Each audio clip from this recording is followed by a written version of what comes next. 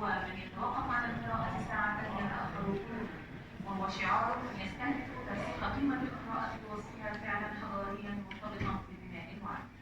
كما اختيار الكاتب الكبير نجيب محفوظ شخصية في معرض هذا العام، فهو من حمل السرد المصري إلى عالميا وظل شاهدا على التاريخ صانعا للوعي وجسرا بين الماضي والحاضر والمستقبل.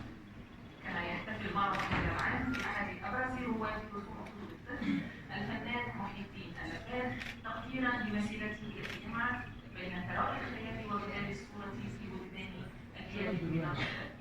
تحل دورة ثنائية ضيف شرفي هذه الدورة. فعاليتنا الثقافية التالية ندوة بعنوان من باب الحديث إلى الآخر، رحلة شاهين في استكشاف الذات والوطن. يشارك في هذه الندوة الناقد السينمائي إبراهيم العريس، المخرج أمير رمسيس، الفنانة يسرى اللوزي. يدير هذا اللقاء الناقد السينمائي مصطفى الكتاني. لحظات وتنطلق هذه الفعالية.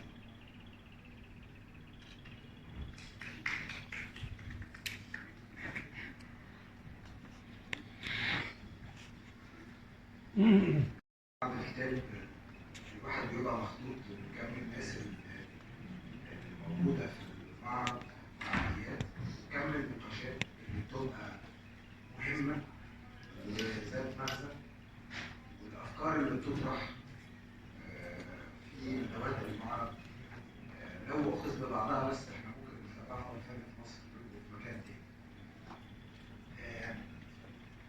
قبل ما اقدم ضيوفي ازاي هتكلم عن اخر حاجه حضرتها لشاهين هنا في المعرض.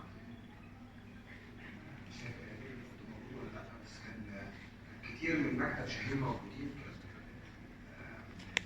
اصدقائنا سواء المساعدين لشاهين او شباب الانتاج. طبعا كان صبري السماك واحد من التضحيه بينهم في اليوم ده بسبب التدافع والجمهور على شاهين كالعاده بالظبط كده.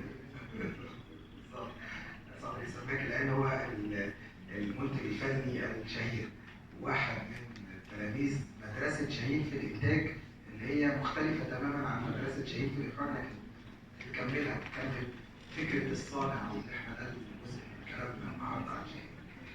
طبعا شاهين كان مجهوده كان صوته عالي جدا، مش على المؤسسه الحكيمه وقتها، لكن كمان كان صوته عالي على جيلنا احنا اللي كنا وقتها صغيرين، وكان بيتكلم على فكره ان احنا جيل ما كناش قادر يتواصل مع الجيل اللي قبله، ما قدرش هو عن فكره شاهين. وهو بيقولوا ان بتاعه لدرجه ان هو بيقدر يوصل اللي هو عايزه من الممثل.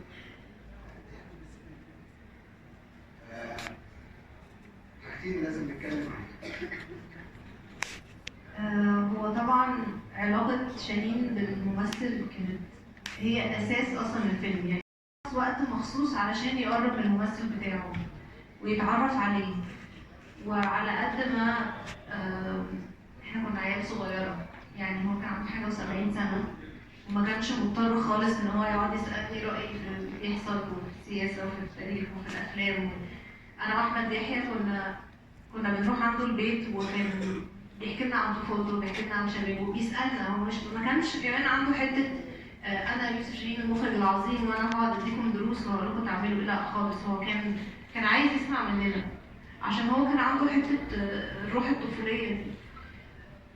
كنت دايما انا دلوقتي مثلا عندي 40 سنه ما عنديش الشغف اللي عند يوسف شاهين لما انا عرفته وهو عنده حاجه و70 سنه. دايما في حماس انه هو دايما بيتحمق على حاجات قوي. احنا دلوقتي لما بنكبر او جيل الميلينيالز على الاقل، خلاص زمان كنت لو بتناقش مع حد في حاجه سياسيه مثلا وانا عندي 20 سنه كان ممكن اتحمق واتخانق وارمي حاجات واقاطع الشخص ده عشان رايه مختلف عن رايي. بس دلوقتي خلاص اللي عايز يقول حاجه او عنده راي معين انا مش هقعد احرق في دمي عشان اقنعه بيه. بس شاهين كان لسه عنده الشغف ده وهو في اواخر السبعينات. دي كانت حاجه بالنسبه لي مبهره جدا، ان هو مش هيطنش ويعني بيحط كل وجدانه في الموضوع. بالنسبه لعلاقته مع الممثل انا بحس انه يمكن علشان هو كان عايز